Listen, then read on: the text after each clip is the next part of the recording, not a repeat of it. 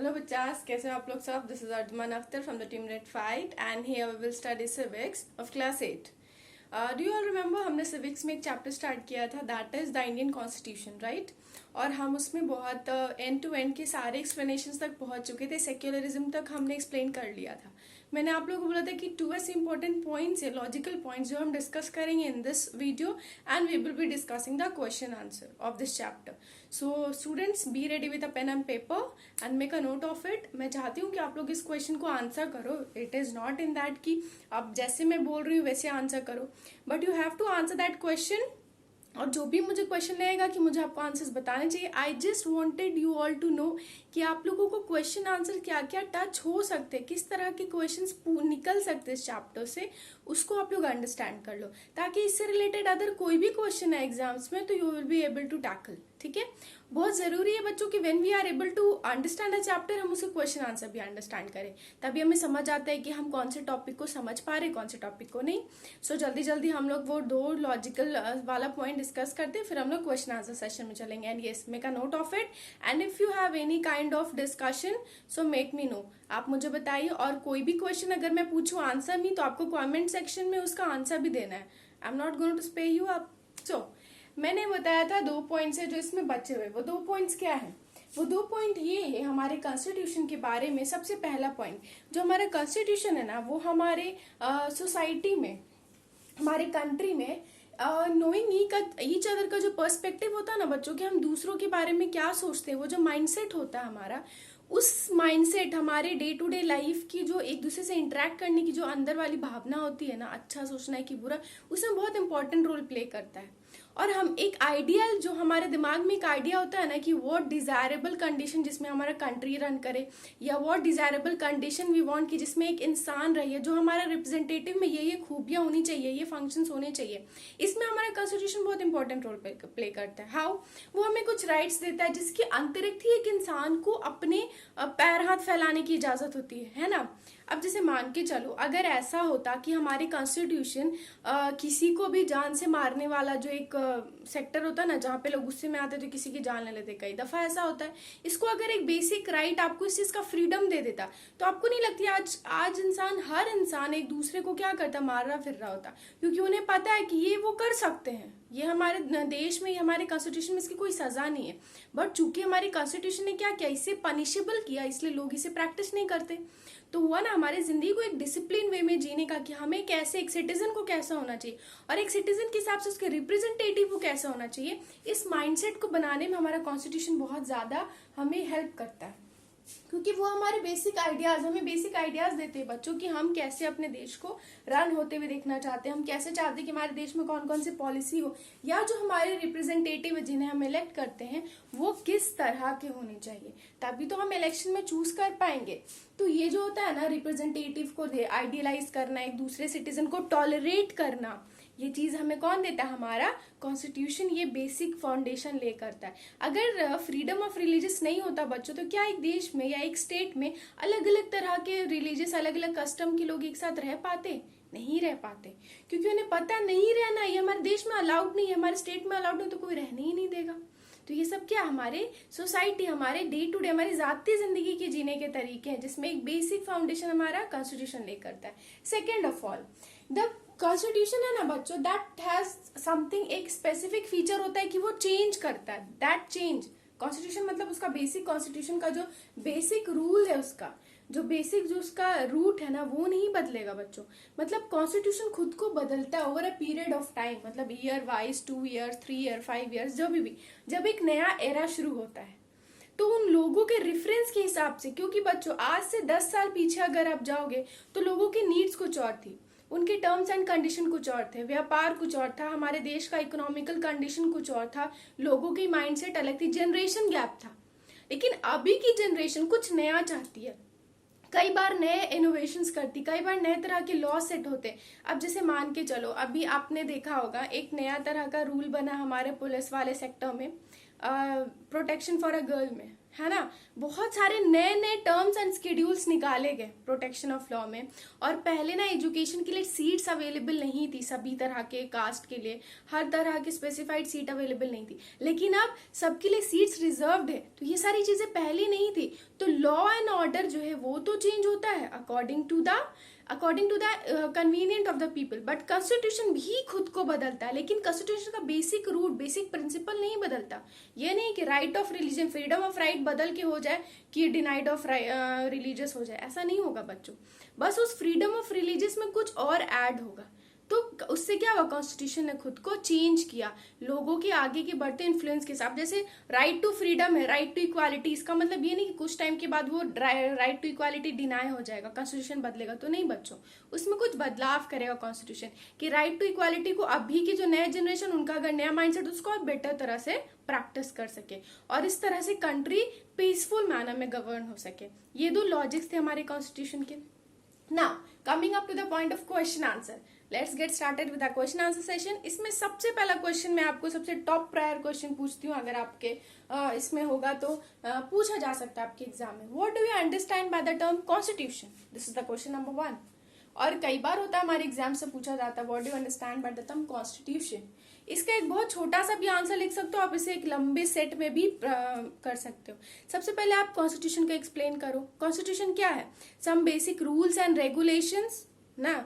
Constitution, our country had made some rules and regulation on which our country runs and other people are accept, जो बाकी लोग उसको accept करके जीते और जिस बेसिक रूल्स और रेगुलेशन पे हमारा देश काम करता है वो हमारा कॉन्स्टिट्यूशन है। वो सिद्धांत है, बस उसे रिटन फॉर्म में लिखा गया, वो क्या कहलाता है? कॉन्स्टिट्यूशन। अब आप इस पर थोड़ा एडअप कर सकते हो। कॉन्स्टिट्यूशन सभी जगह से प्रायर होता है, सुप्रीम लॉ होता है, mother of law of nation कहा जाता है। ये हर तरह के लेजिस्लेटिव पावर्स, किसी भी पावर के प्रैक्टिस को रोक सकता है, देख सकता है, इंटरफेयर कर सकता है। कॉन्स्टिट्यूशन हमें लाइफ स्टैंडर्ड जीने में एक बेसिक डिसिप्लिन वे देता है, हमारी सोसाइटी के नेचर को बताता है, बहुत सारी चीजें जो हमारे कॉन्स्टिट्यूशन करता है। बट एक बेसिक डेफिनेशन क्या है बच्चों? Constitution is set of rules that are in which the country is governed, ठीक है, या the country is running, ठीक है, in a written form and accepted by the people, ठीक है। ये है आपका set of rules and regulation. लेकिन कभी भी लिखना मत भूलना इन अ रिटन फॉर्म, क्योंकि कॉन्स्टिट्यूशन बना तो बच्चों दिमाग में भी बहुत लोग हैं, हमारे प्रीवियस जो भी एंसेस्टर्स थे या जो भी पहले लीडर्स थे जिन्होंने कॉन्स्टिट्यूशन को ड्राफ्ट किया, वो बहुत ज्यादा फ्यूचर सीइंग इंसान थे। वो लोग हर पॉइंट ऑफ व्यू को देख करके कल क्या होने वाला है क्या नहीं होने वाला है उन सब बातों को सोच समझ के कॉन्स्टिट्यूशन बनाया है, ताकि कल को अगर कोई प्रॉब्लम है तो उसे टैकल किया जा सके। Now coming up to the next question. आपका नेक्स्ट क्वेश्चन ये भी आपसे पूछा जा सकता है, why does a country need a constitution? Why do you think a country need a constitution? एक कंट्री को एक डिसिप्लिन वे में, यूनिफॉर्म वे में, इन क्या सेगमेंटेड वे में रन करने के लिए, पीसफुल मैनर में रन करने के लिए, एक दूसरे को अंडरस्टैंड करने के लिए हमारे देश को कॉन्स्टिट्यूशन की जरूरत पड़ती है। क्योंकि कॉन्स्टिट्यूशन क्या है बच्चों? कॉन्स्टिट्यूशन वो set of rules and regulations है जिसपे कंट्री गवर्न करती है।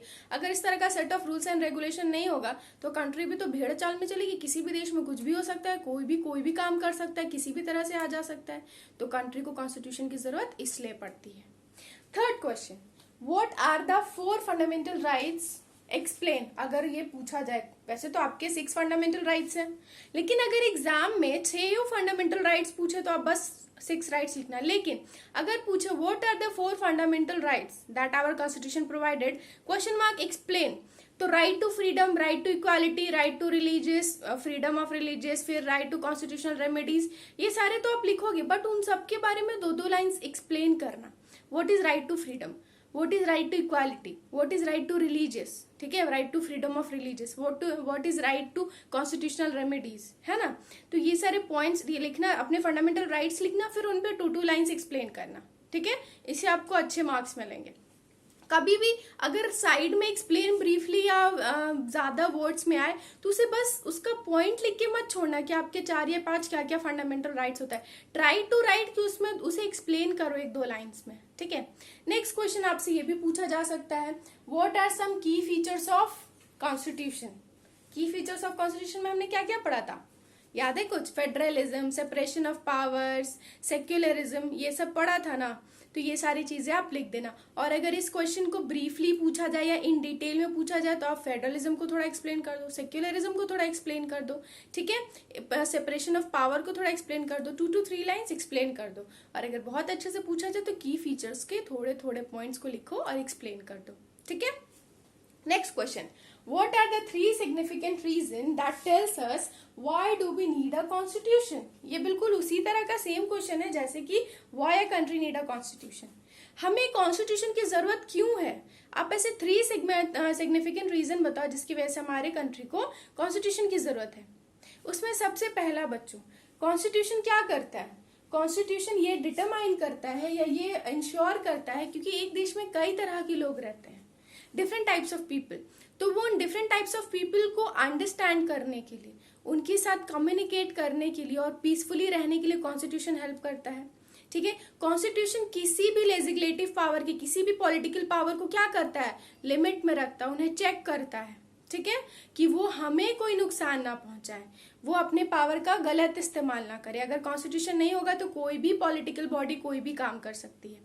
कॉन्स्टिट्यूशन क्या करता है? एक सेट ऑफ रूल सेट करता है जिसमें कि हर इंडिविजुअल को क्या करना पड़ता है? रहना होता है, वो उस बाउंड्री को क्रॉस नहीं करता। अगर क्रॉस करेगा तो वो क्या है? पनिशेबल ऑफेंस है ना।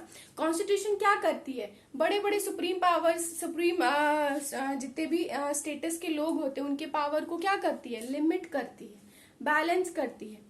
कॉन्स्टिट्यूशन ये इंश्योर करती है कि कभी भी मेजॉरिटी जो है वो माइनॉरिटीज को के ऊपर सप्रेसिंग ना हो, ऑब्सेसिव ना हो, हमें परेशान ना करे।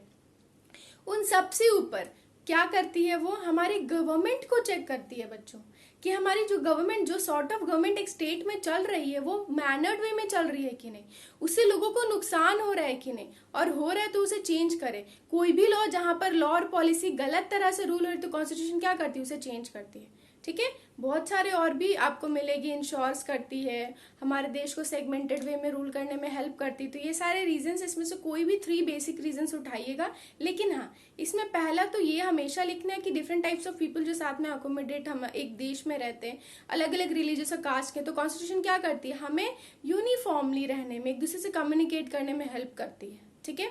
और इस सेकेंड चीज आप पॉलिटिकल बॉडीज पे लिख सकते हैं कि उनकी पावर्स को बैलेंस करती है, गवर्नमेंट्स को चेक करती है। बेसिक है जो आप 3 रीजंस लिख सकते हो। फोर्थली, अगर मैं आपसे ये पूछूं कि what constitution explains us about the society, मैंने आप लोगों को एक बात बताई थी, यही उसका आंसर है। कॉन्स्टिट्यूशन क्या बताती है? The fundamental nature of a society, कि हमारी सोसाइटी का फंडामेंटल नेचर क्या है, उसका बर्ताव क्या, उसका व्यवहार क्या, वो किस हिसाब से रन करता है, हमारे सोसाइटी में क्या कर सकते हैं हम, क्या नहीं कर सकते, ये कौन बताता है? That foundation laid by the constitution, ठीक है। नेक्स्ट क्वेश्चन, अगर मैं आपसे ये पूछूं हाउ आर पावर सेपरेटेड या हाउ आर पावर डिवाइडेड या what is the division of power in our constitution, इस तरह के कोई भी क्वेश्चन पूछे जाए, एकदम आंख बंद करके वहां पे क्या मतलब, आंख बंद करके लिखना मत, you not able to write, आंख बंद करके कोई नहीं लिखता, मतलब बिल्कुल इत्मीनान सा वहां पे द 3 डिवीजन ऑफ पावर लिख देना, लेजिस्लेटिव है, एग्जीक्यूटिव है, जुडिशरी है। मैं 2-3 पॉइंट्स जो भी आपके 2-3 लाइन एक्सप्लेन है, इंपॉर्टेंट, लेजिस्लेटिव पावर क्या है, किस पे रन करती है, उसका बस क्या है और क्या काम है। उसी तरह जुडिशरी सेक्शन क्या है और उनका क्या काम है, एग्जीक्यूटिव सेक्शन क्या और उनका क्या काम है, बस इतने में आपको अच्छे मार्क्स मिलने वाले। You don't have to write all the राम कहानी, ठीक है। Next question, what do you understand by the term directive principle rule, या फिर मैं आपसे ये पूछूं कि what does the directive principle rule ensures in our country या in a state. Directive principle of state policy ये क्या इंश्योर करती है? ये इंश्योर करती है बच्चों कि कोई भी सोशल, या पहले तो सबसे पहले मैंने आप लोगों को बताया था कि ये एक ऐसा कलेक्टिव सेट ऑफ रूल्स है जिसपे कोई भी लॉ या पॉलिसी क्या होती है, उसके लिए गाइडलाइन, मतलब किसी भी लॉ या पॉलिसी को बनने के लिए ये सेट ऑफ रूल्स फॉलो करने पड़ते हैं, इसी के अंतरिक्त कोई भी पॉलिसी या रूल बनेगी। तो इसको बेटर वे में क्या लिखो, कोई भी इकोनॉमिकल, कोई भी सोशल रिफॉर्म हमारे देश के इंडिपेंडेंट, उसकी एफिशिएंसी को, उसकी स्ट्रेंथ को बनाने के लिए अगर कोई नए लॉज या पॉलिसी बनती है तो उसके गाइडलाइन के लिए बेटर वे में वर्क कर, उसका जो गाइडलाइन है वो कौन इंश्योर करता है?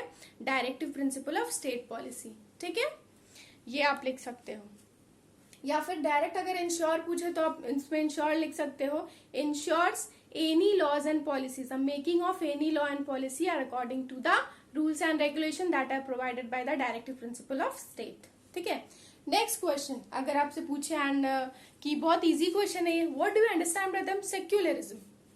ठीक है, अगर ये पूछे आपसे तो सेक्युलरिज्म का सबसे बेसिक से एकदम फंडामेंटल जो भी एकदम कहते हैं ना इजी डिक्शनरी वाला एक्सप्लेनेशन पहले लिखना। सेक्युलरिज्म का क्या मतलब होता है, separation of religious from state, religious affairs को स्टेट अफेयर से अलग करना, अलग अलग करना, दैट इज सेक्युलरिज्म।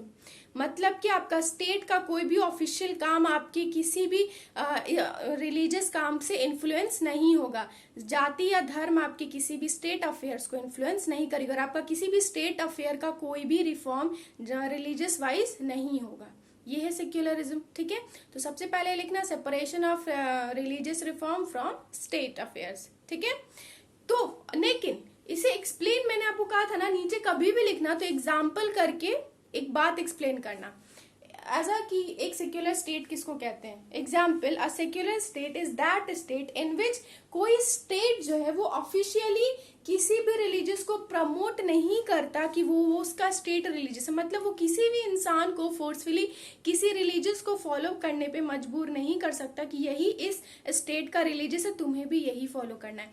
या कोई भी ऐसा लेजिस्लेटिव या पॉलिटिकल बॉडी किसी भी एक तरह के धर्म को सपोर्ट करके कोई रिफॉर्म, कोई बदलाव, कोई नई प्रोग्राम्स नहीं कर सकता, ये आप एग्जाम्पल में लिख सकते हो। ठीक है, the very last question of this session, what do you understand by the term या what do you understand by fundamental rights। fundamental rights क्या है बच्चों, मैं आपको इसका एक्सप्लेनेशन पूछ रही हूँ। what are the fundamental rights ये मैं नहीं पूछ रही हूँ। what do you understand by the term fundamental rights, fundamental rights से आप क्या समझते हो, fundamental rights क्या है।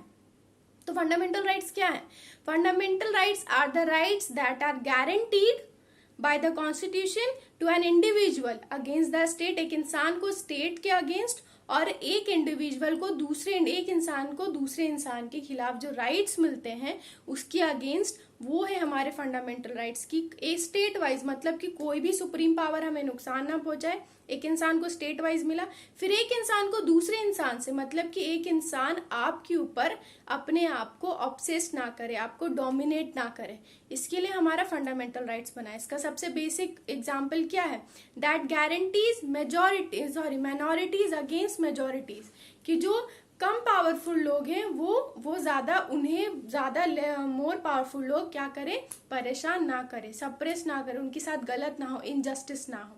ये सारी चीजें कौन इंश्योर करती है, हमारी fundamental rights. Fundamental rights are the rights that guaranteed an individual rights against the state and an individual right against as well as कर सकते हो as well as against an individual. नहीं समझ आया, चंपू हो गया क्या, फिर से बताती हूँ।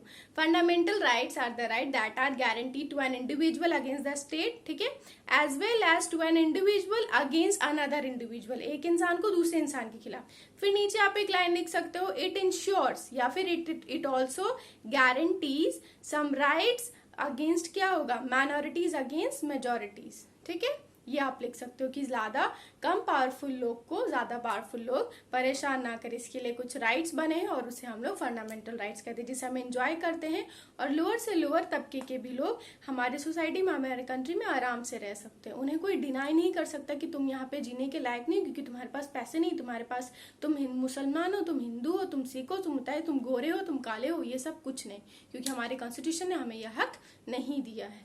किसी भी तरह का इंसान, किसी भी कास्ट, किसी भी क्रीड, किसी भी रेस का इंसान कहीं भी रह सकता है। ओके बच्चों, तो ये था आपका question answer session for class 8। The chapter is the Indian constitution. यहाँ पर ये चैप्टर खत्म होता है। In the next video we will be starting the next chapter of our this class 8, that will be of geography. So be ready for that. And yes, if you have any kind of problem, अगर मेरी कोई भी बात मैं बहुत ज्यादा तेज रफ्तार पकड़ ली हूँ ट्रेन वाली और आपको नहीं समझ आई है, जस्ट बच्चों feel free to answer me, to question me on that comment section. And yes, 3 significant reason मैंने आपसे पूछा कि आप मुझे कमेंट सेक्शन में बताइएगा कि कौन कौन से रीजन आप लिखिएगा। And what do you understand by the term constitution, इसका आंसर मुझे कॉमेंट सेक्शन में चाहिए। ओके, सो टिल देन बच्चों, आज की क्लास के लिए इतना ही। See you in the next class. Till then stay safe बच्चों, study a little bit. Thank you बच्चों फॉर लिसनिंग मी।